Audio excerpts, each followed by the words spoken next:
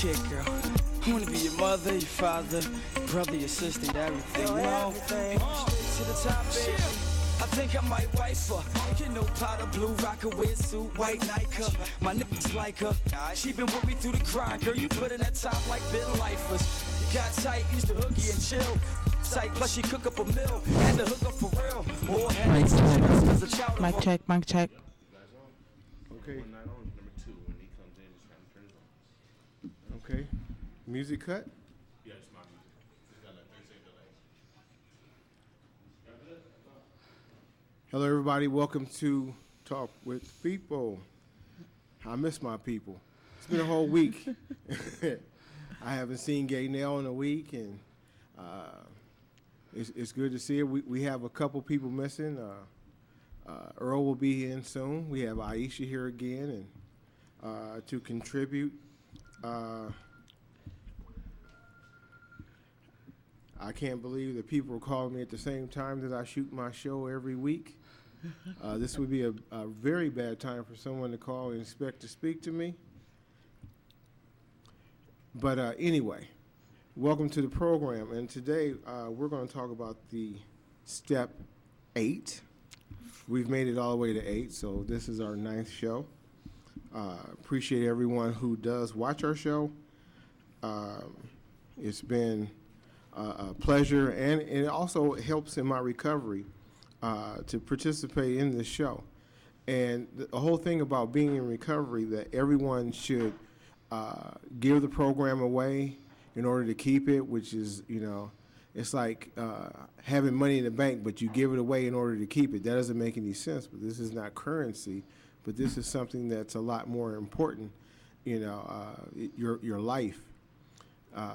I know there's the organization called, Black Lives Matter, and there's somebody want to have all lives matter and blue lives matter, but your life matters, and your life has to matter to you. And you have the opportunity to participate in saving your own self. No one can do it for you. You have to put in work. And on this show, we may laugh and talk and whatever, but we put in serious work and we took this thing seriously. And that's how we can maintain even 24 hours of sobriety and stay focused on the things, that not only helps us, but helps our family. The 12-step program does work. There's plenty of recovery programs around Omaha, and if you're somewhere else, you look for one. Once again, no one can do it for you. You have to participate in saving your own self. Let me give the disclaimer now. At a Talk with the People, we are dedicated to being an independent outlet for discussions on issues that plague the individual and affect our community as a whole. This show is not associated with any religion, denomination, or recovery fellowship. We may freely speak from experiences and our opinions or any source that leads to solutions for recovery and serenity. Now that I got that out the way, so anybody from any recovery program, I don't want to step on your toes, but what I know is what I know, and I'm going to share it with everybody that I can. Going to the 8th step. We've made it a long way, but even if you went 1, 2, 3, 4, 5, 6, 7, 8, I know it was Aisha alluded to the last time where she was, and I've also talked about, starting off on step 1 and going 1, 2, 3 and going back to 1, 1, 2, 3, 4, 5, going back to 1, making it all the way through the 12 steps and know that I needed to do it again, or my sponsor may have asked me to do it again.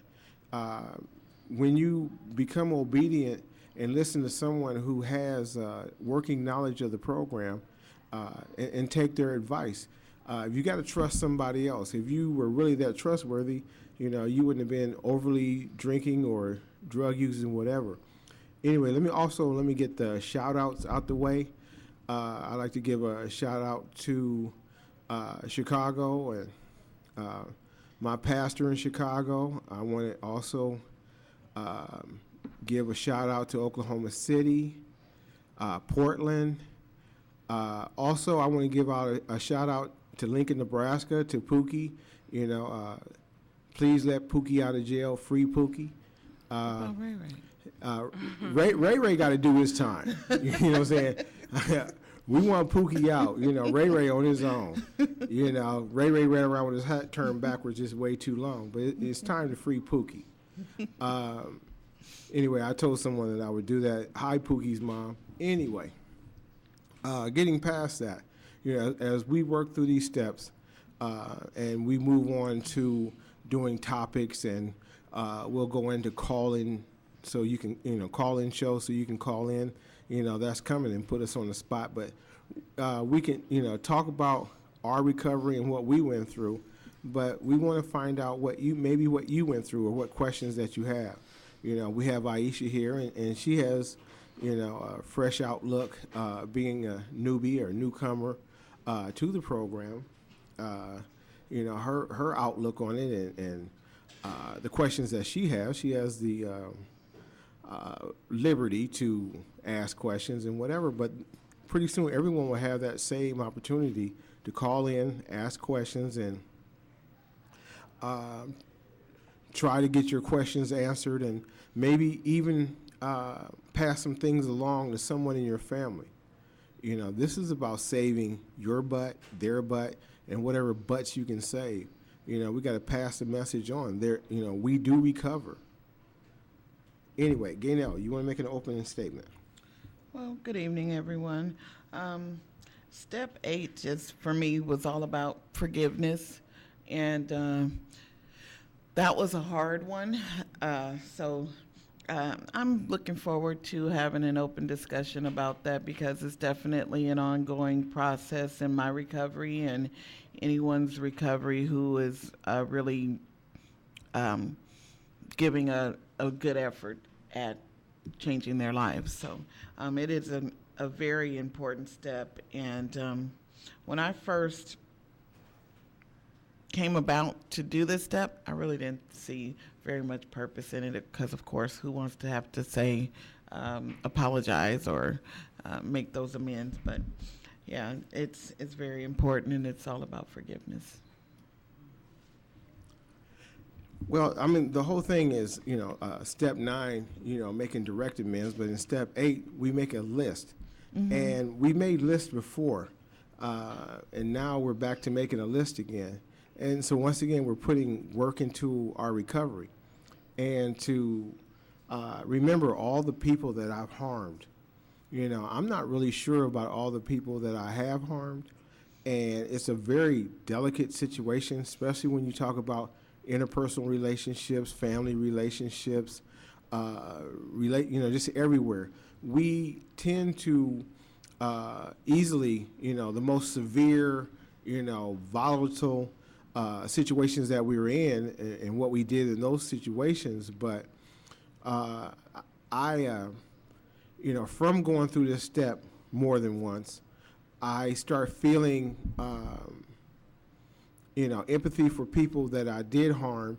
And sometimes when I bring up, you know, like, oh man, I'm sorry, back in 5th grade, you know, when, you know, I sat on your chest and pounded your face, you know, and I beat you up for no reason, you know, and then like, I don't even remember that, you know, but to me, you know, it was a big achievement, you know, but then, you know, later on, it wasn't a big achievement. But, you know, there was times when people tried to bully me, and I tried to bully people. There's all kinds, you know, in relationships, you know, did I do somebody wrong in a relationship? And, you know, no, you did. You know, all these things, writing these things down, reliving some of them, and rehashing who all did I hurt? You know, my children. Mm-hmm. You know, which amends do I make them? You know, the names I called them, you know, the things I didn't do, the things I did do. You know, there's a lot to this. Anybody, you know, who has a perfect list of one or none, you know, there's something wrong with you. You didn't live. Were you born and died the same day? There's something wrong with me because when I first made my list, when I made my first list, it was so short. And because I didn't think I really hurt anybody, this was all about me, of course. Everything in my life was all about me, centered around me. And I didn't really truly believe that I hurt anybody, except for, I used to always say, the only ones that I really owe any amends to are my children because those were the only people I really felt bad about doing any harm to. But as I grew in my recovery, I realized that I hurt a lot of people. Anybody who cared anything about me that was affected by my drug use and my addiction needed to go on the list. But I didn't see that at first, and the main person that needed to go on my list was me. And that thought really hadn't even crossed my mind until I discussed it with a sponsor. That's why sponsorship is so important because I know that I don't know how to do this and I need help sometimes. So sponsorship is really important with that part of it because it helps me to see things and to see things that I might have overlooked. There was a situation where a friend of mine, we've been friends since I was 11 years old. We met on the first day of school of the seventh grade. And one of my best friends in the world, I love her dearly. But in the course of my addiction, we parted ways. We fell out. We had a disagreement. And it was intense enough to where we just stopped speaking to each other altogether. And I saw her again after not seeing her for a long time a couple weeks ago. And I realized to myself that I really owe her an amends because I need to clean up my side of the street. Not, we were both wrong, but it's not about her part in it because if I look long enough and I think long enough about it, I can blame the whole situation on her. But if I really look at my part of it, I know that I need to clean up my side of the street. And I realize I miss my friend. So that's, for me, my list is sometimes an ongoing thing now because that was my point. That is it's an ongoing thing because things come up that you remember and you might see somebody or, just something that I might have squashed way back in the back of my mind that so a memory pops up and I know that I need to make that amends to somebody because as I grow in my recovery, those kinds of things, when they do pop up, I'm not going to feel right about it until I do make that amends because I want to make myself to be right about things as much as I possibly can. So that's important to me now, which before it wasn't so much. You know what, that brought up for me personally, seeing a friend of mine, and we're musician friends, and we were huge drinkers together. I mean, huge. I mean, every single day, wake up in the morning, 6 a.m, we got to have a 6-pack of beer type of drinkers. You know what I'm saying? And we just met not too long ago, just over the weekend. And not only did I feel like making amends about my behavior and, or whatever, but it was important for me to express my emotions of how I felt as well, because we're both alcoholics. So for me to express how I felt as well of how I felt hurt. And I think that's important too, especially if you're dealing with situations where you have friends that, you guys have both went through the situation of being drinkers together, and you're still trying to hold on to those friendships and change those friendships and let those friendships evolve. And so I was just like, you know what? I really want you to continue to be in my life. So it's really important if I express to you my emotions of how it made me feel and how I was hurt by your behavior, and I had to say that. I definitely had to say that. And not only did I have to say that, that gives him an opportunity to also say, well, these are the things that hurt me too. These are the things that you did that hurt me too. But I think it was a perfect example of us kind of ping-ponging off of each other, kind of letting us know, you know what I mean? Well, this is how this made me feel, you know, because I feel like as a woman, most of my drinking caused me to shut down emotionally. And I think as a woman, I can only speak for being a woman because I'm a woman, I'm not a man. Why she look at me? I'm just saying, you know what I mean? As a woman, I'm not a man, so I'm like, it made me shut down my nurturing qualities. It made my masculine energy kind of be like imbalanced. So I kind of always want to lead on that foot instead. And so I just shut down completely, just shut down my heart and just was shut down cold-heartedly. And I think that a part of my recovery, which is a slow process and I'm still progressing, I'm new at this, is that I need to express myself as a woman and get back to those nurturing qualities that mean a lot to me.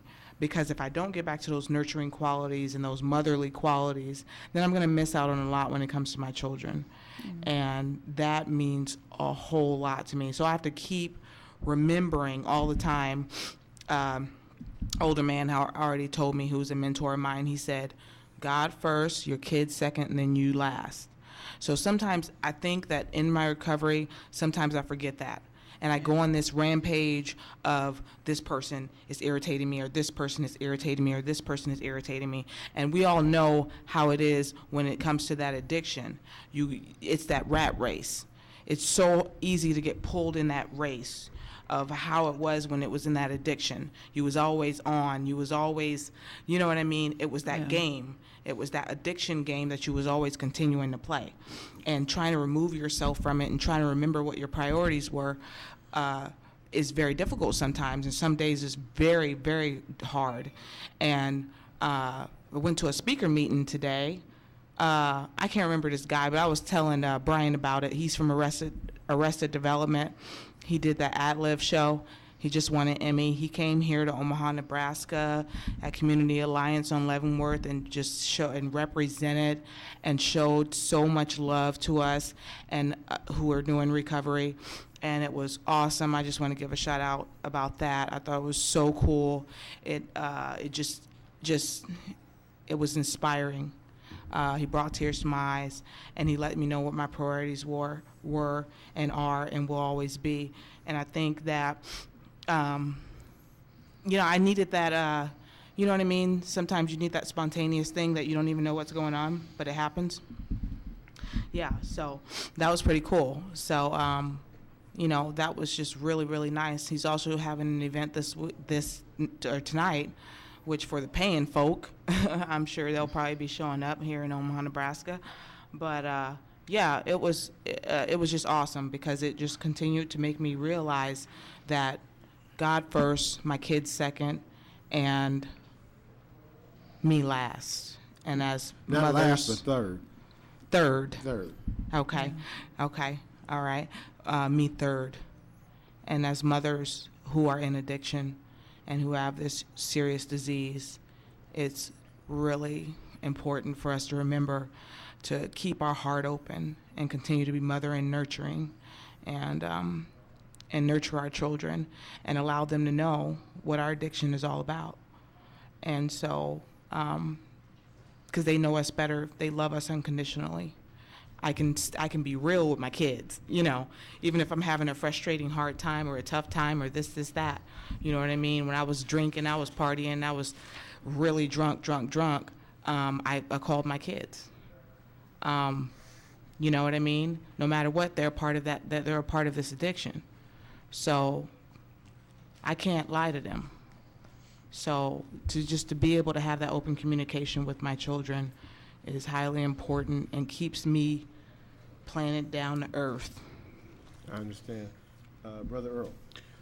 Hi, Earl. Welcome to the show, Earl. Well, thank you, Brian. I'm glad you were almost on time. Let me start off by doing what the program has taught me to do, make amends when I recognize that I'm wrong promptly, and if there's an error, please charge it to my head, not to my heart. I'd have to say, Aisha, it's good to see you.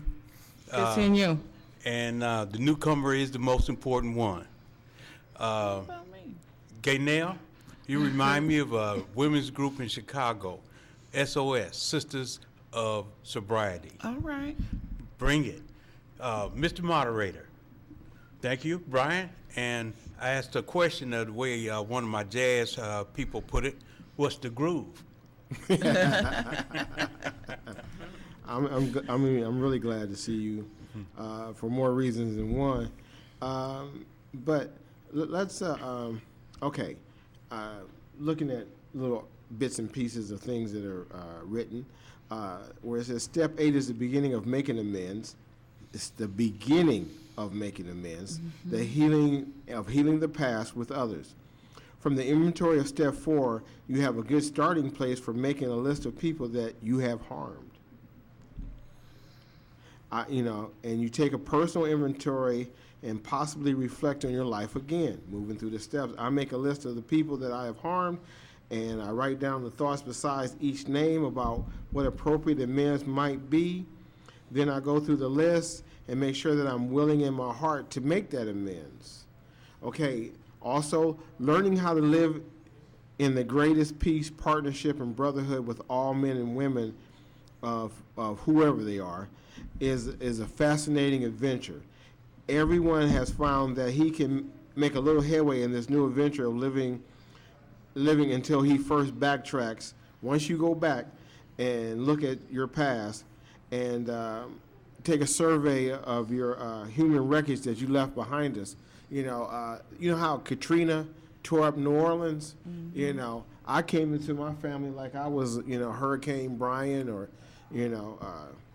tornado or whatever. To a degree has already been done, when you're taking this moral inventory.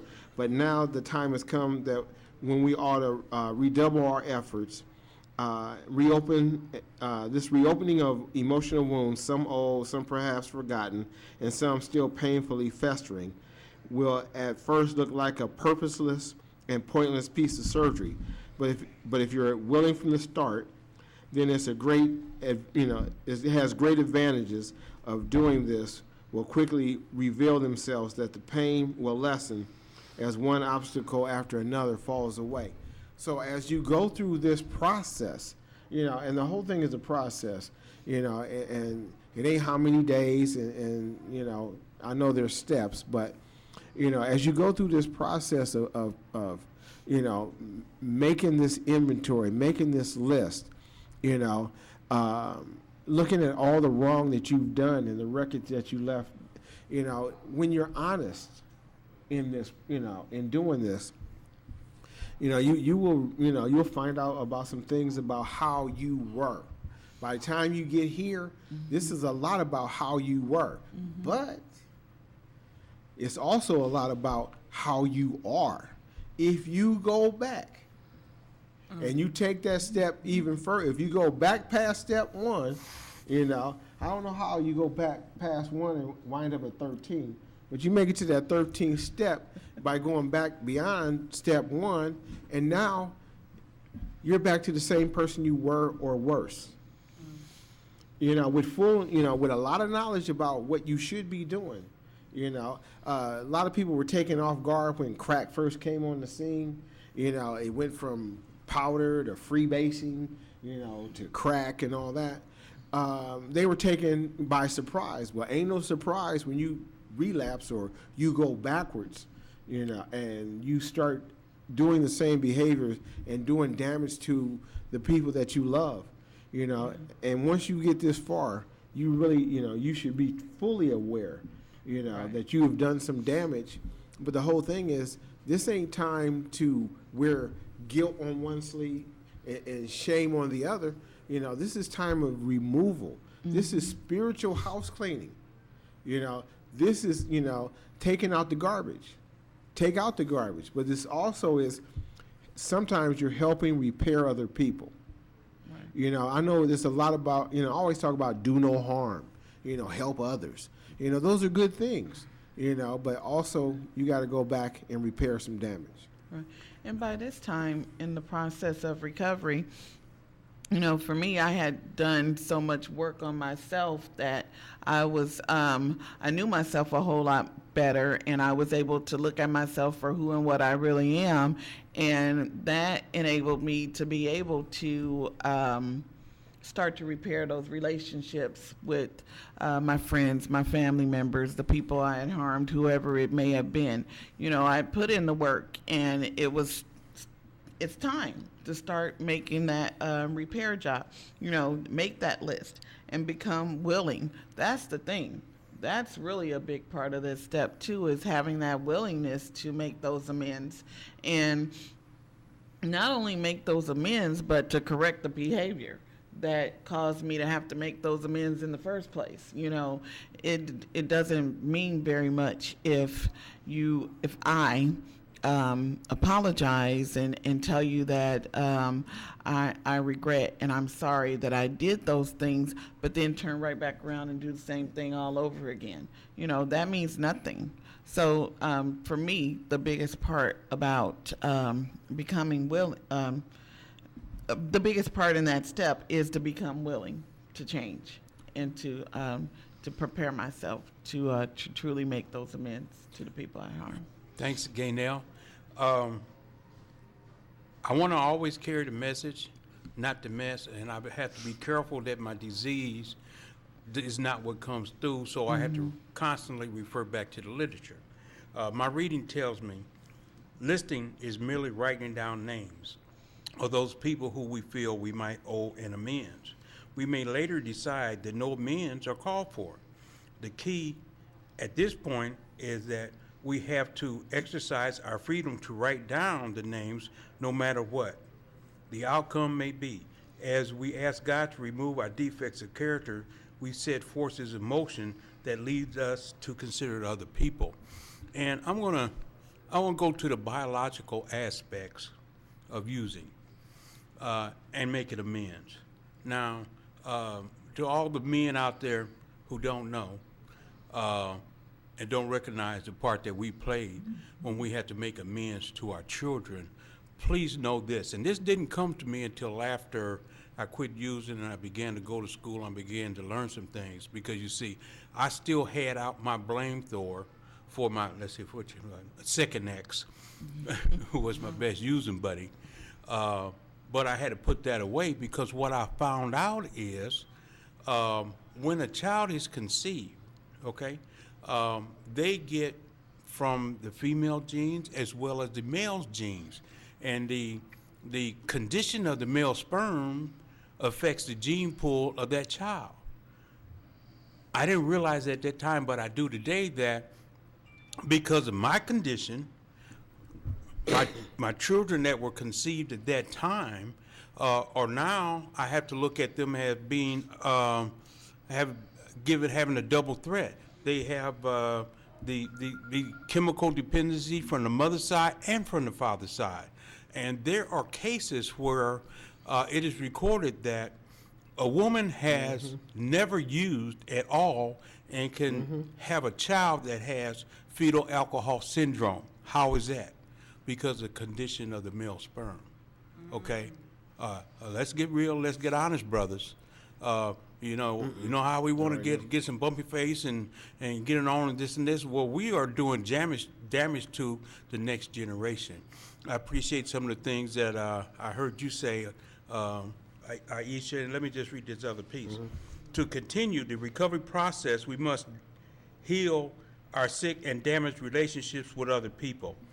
We do not knuckle under, making ourselves into doormats or inviting an attack with our vulnerability. We are mending links and building bridges to other people.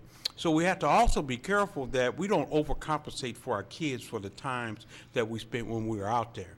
Because by doing that, we can cause damage to them in the here and now. You know, we still need to be parents. We still need to discipline. We still have to know that we can't buy their love. I don't care how many tennis shoes you buy them and how many of this and how much gold they have and what kind of earrings they have on the baby when they're a baby. But still, it's something that we have to handle with our own selves because we still must continue to be parents. We still have to give them the best that we can today and not allow our past to hold us hostage. Wow. Yeah, that was deep. You did That's that without really a shovel. It's just, it's cold truth. The whole recovery thing is not just, plain and simple and whatever. It's, it's as complicated as you make it. But if you follow, the path and goal 1, 2, 3, 4, 5, 6, 7, 8, 9, 10, 11, 12, that's why it has to be broken down like that. And it's not, those simple answers of, you just need a good man in your life. He should get a good Christian woman. It's a lot more complicated. And if you don't know what to say, direct somebody, to get some help. And then if you're directed to get some help, apparently everybody knows there's something wrong with you, and you might want to look at yourself. Earl, that was really deep, because everyone, you want to overcompensate and repair the damage and make it better, and you're really supposed to just start living today. And it's like the person in recovery, trying too hard, fails. Yeah. If you just, you'll be well received just being close to normal as you possibly can. Yep. Just treat them like every day. I see you're ready to say something. Yes, Aisha. because I remember one thing that you had told me, Brian, because this is a really tense situation being here on this radio show sometimes, and you're new, is me trying to remember it's spiritual progress, not spiritual perfection. Right. Say that. Because when we're so deep in our addiction, it's, I want to win. I want to be better. I want to be better. And all those character defects that we have just go haywire, and you forget exactly what the purpose is in your life and everything else. And I personally feel like, long as you know about that higher power, that's really important that they talk about in AA, is only God knows where you're at in your addiction, and when you hit rock bottom, and even if it's as simple as you don't drink. This person, this person don't drink as much as they used to. You know what I mean? Right. It's a progress, and that's what I'm learning. Eventually, you get to that point where you've come to that point where now you've jumped on the bandwagon, and now you're getting to that point where it's starting to sink in, where, okay, now I don't need it at all, And I think for us as like newcomers, we have to remember that, you know what, we can't go into a situation when we're in recovery as newcomers and think that we're gonna be at the same place as individuals who have been doing this for 20, 30, 40 years. We're just starting off. And that's the exciting part about it. And learning how to feel, that's just brand new.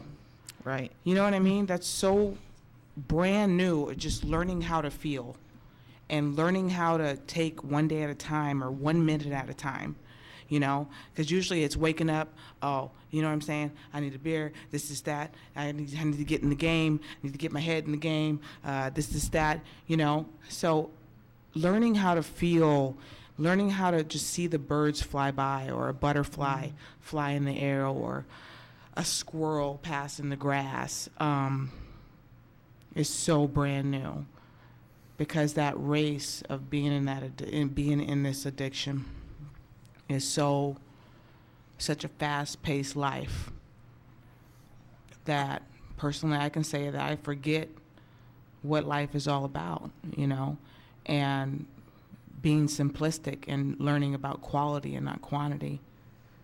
So I can say, personally, I have to continue to remember about that whole progress. You may not out there, may not drink like you used to, and you may have slowed down a substantial amount, but that's progress.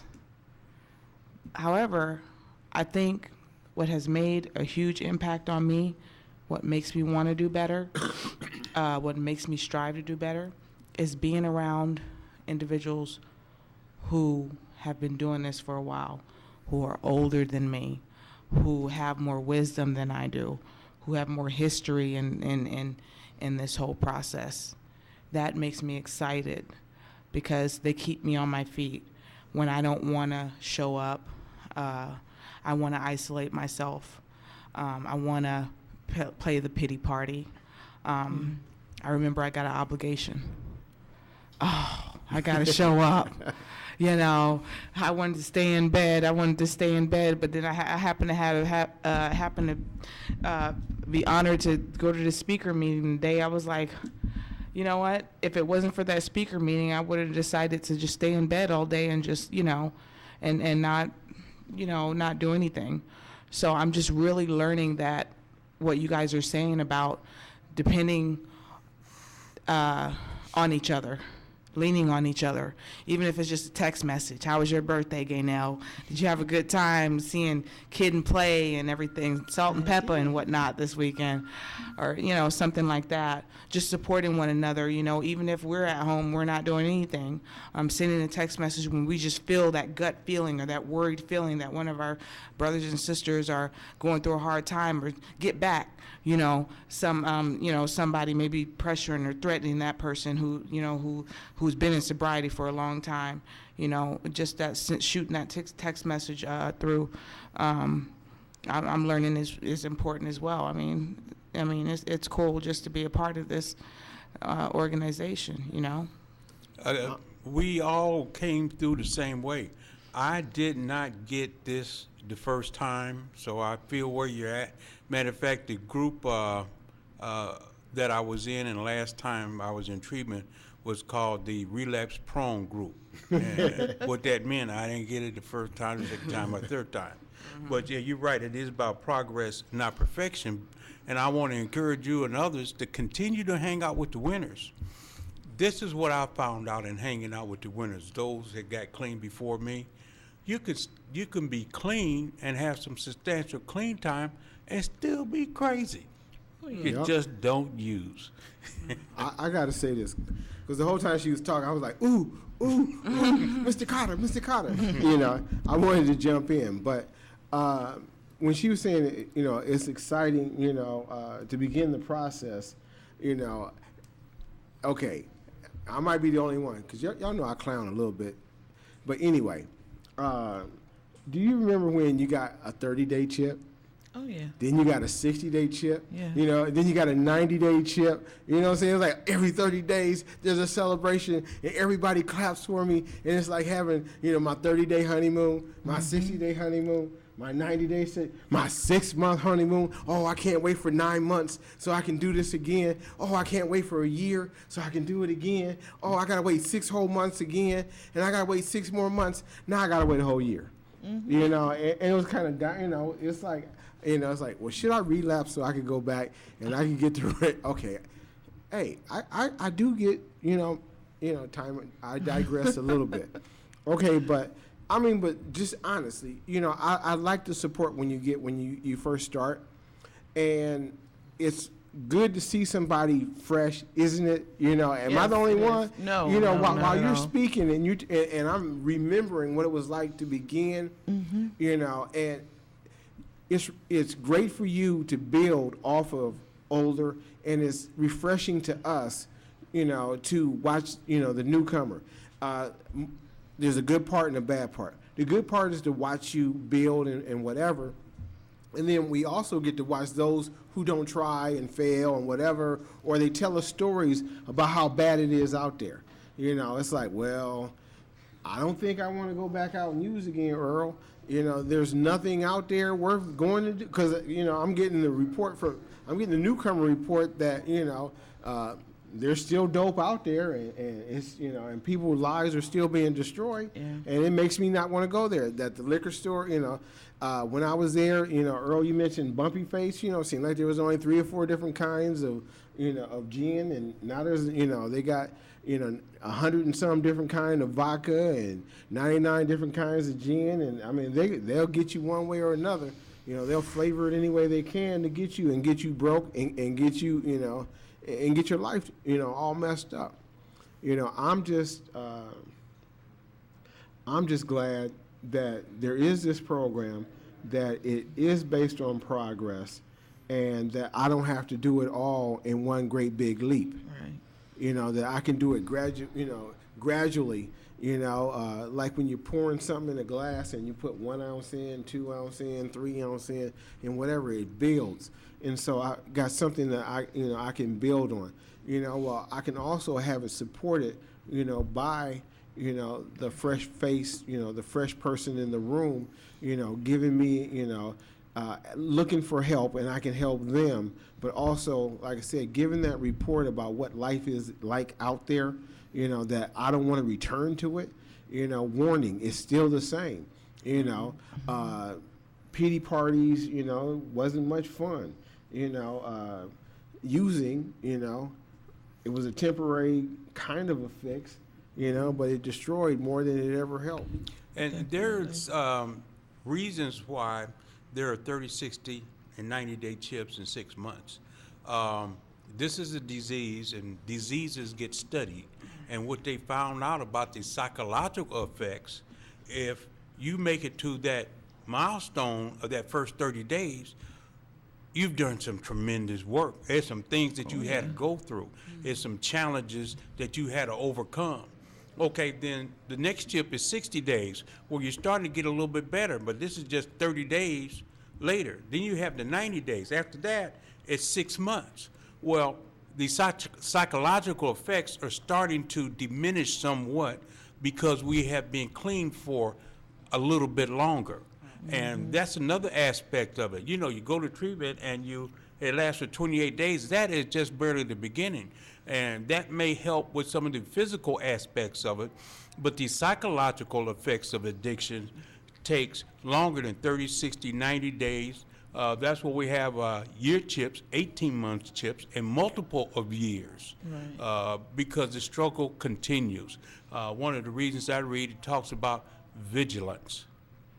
Yeah. Every day we have to work hard to keep this string of successes going, one day at a time. And another great thing for me, talking about the chips, seeing people get their chips in meetings when I was first coming in, that was just so amazing to me, because I remember being in a meeting early in my recovery and seeing somebody get a 90-day chip.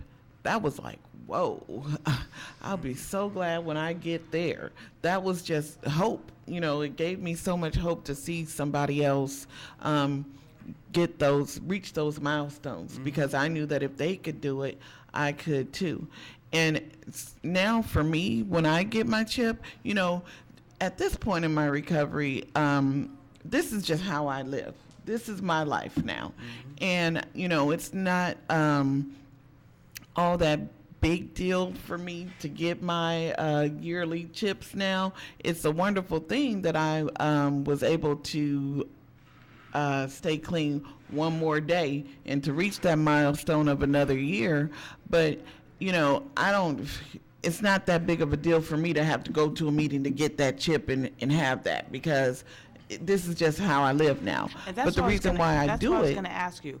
At the beginning, did you like go to a lot of meetings when you were starting off for that 30-day chip? Oh, most definitely. But now the reason why I go to get those chips is not so much for me, it's for the newcomer. For them to see me get that chip and to see me to get that one more day in recovery and reach those milestones. There's a man in the fellowship that I go to.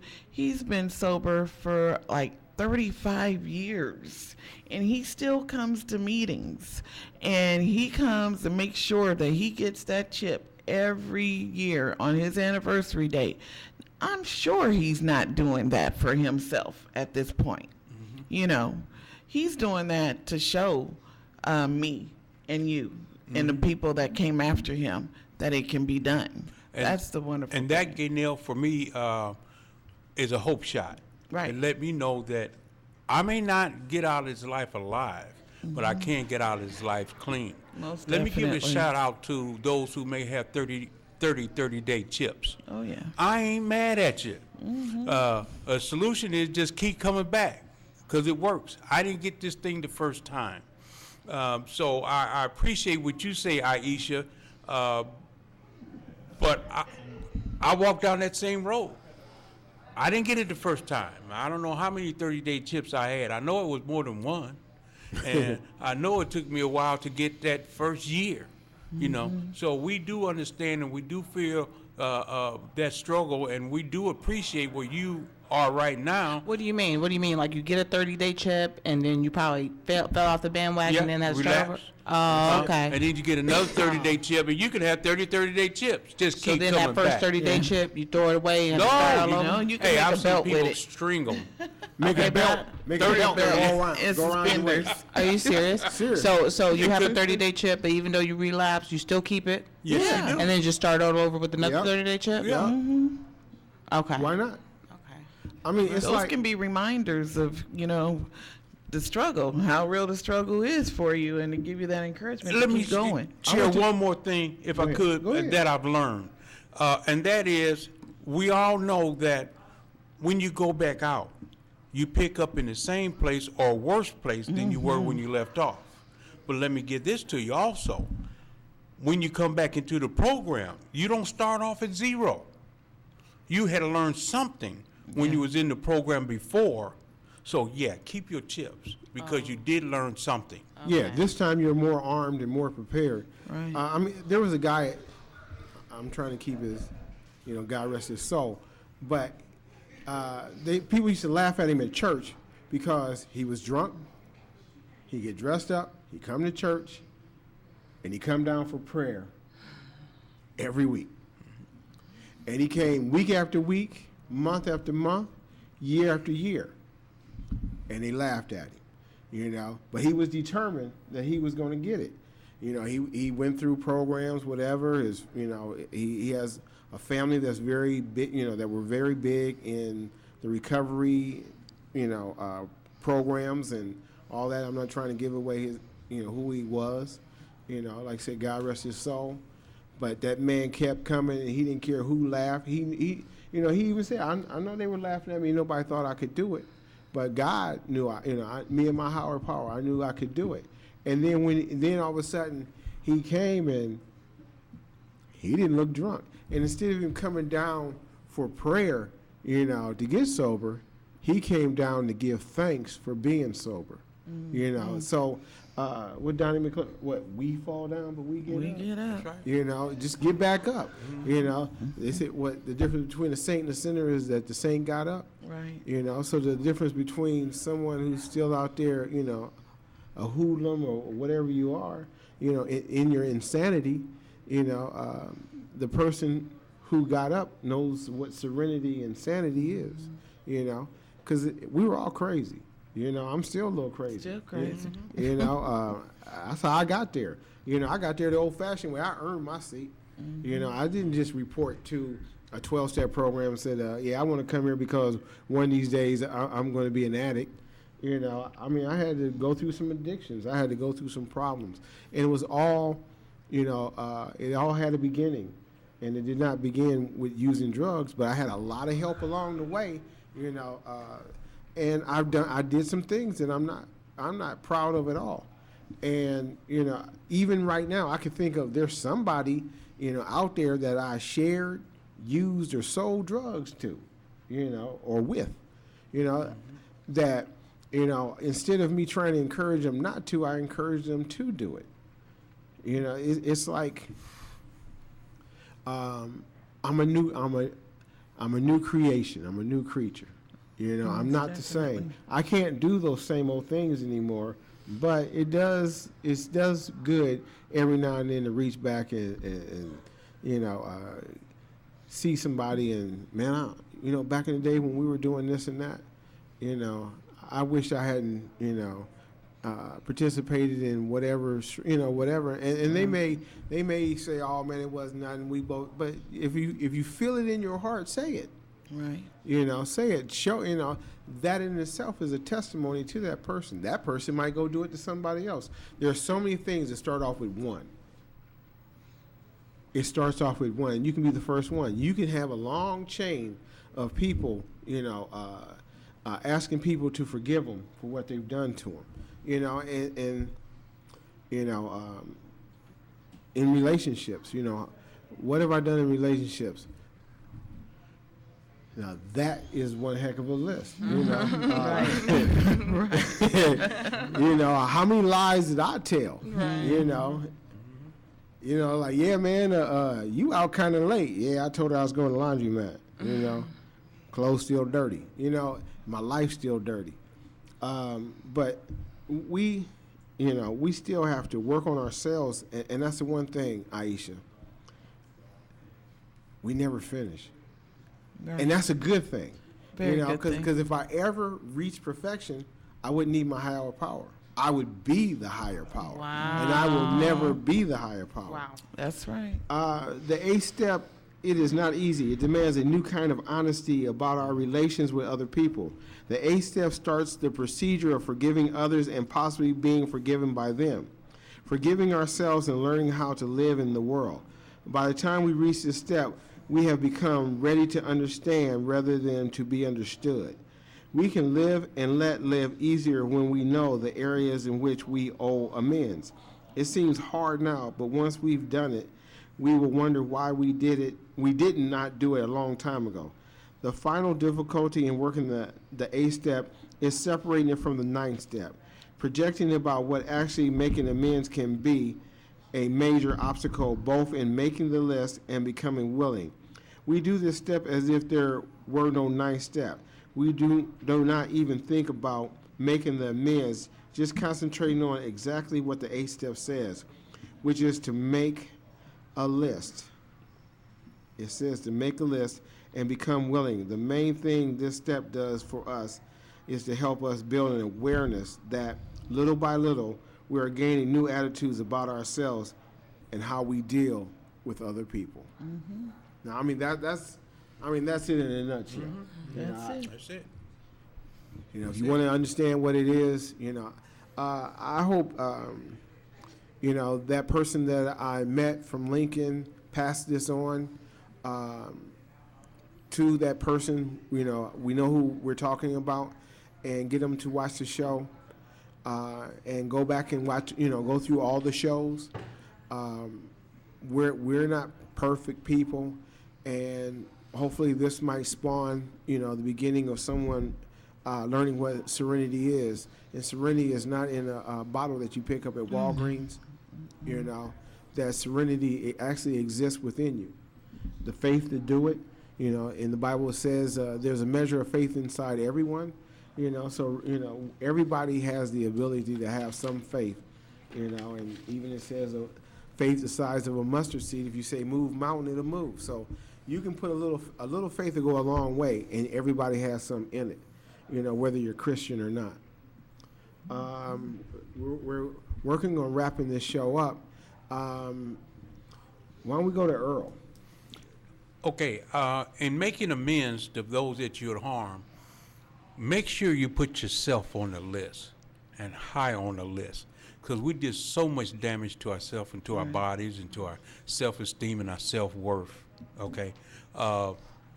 And also, if I was working with somebody, not only would I have you do an amends list, but maybe after that I might have you do a gratitude list. But then after that, I'm going to hit you between the eyes and have you make a list of lies you told.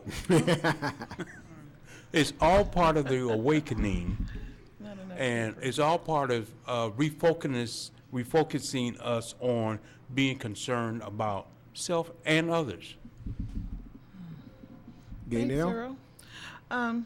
Well, I don't think there's too much more I can add to that. As I was saying before, it is about beginning the process of repairing those relationships, making that list. And yes, I definitely agree that the first person on the list should be me. Aisha. I am so glad that he picked that out for me, because that's probably why I've been stuck. Because I think I have been in such a self-destructive path for so long, 6-7 years, that I need to do some self-repairing, and that will make me feel more comfortable and aware and alert of what harm I did to others. Well, thanks, Aisha. We're wrapping this up and closing this up. Once again, I want to give a shout out to Oklahoma City, Chicago, my pastor in Chicago also. Let's see, Iowa City, Portland. Lincoln, Nebraska. You know, you really weighed on my mind this week. It was good, gaining an understanding. And yes, free Pookie, let Pookie out of Lancaster County Jail. And maybe we can work with Pookie. Pookie might teach me something. Anyway, Earl, it's always good to have you sitting next to me. It's good, Gaynell. I've been telling you for a while you're my hero. I watch you go. I watch you get in the program and put in work. And Aisha, you're the new shining star. You're brand new. To this, just one day at a time. Anyway, from Talk with the People, we're about to sign out here, and everybody, your life matters. Your life matters to me, but your life should matter to you. Your life matters to your family, and stop this destructive patterns that you have. And, join us in recovery, in our quest to find serenity and remain sane. Anyway, good night. Oh, I forgot one thing. Last month was Suicide Prevention Month, and every week I wanted to say it, but everybody, depression brings on suicide, so fight depression. Good night.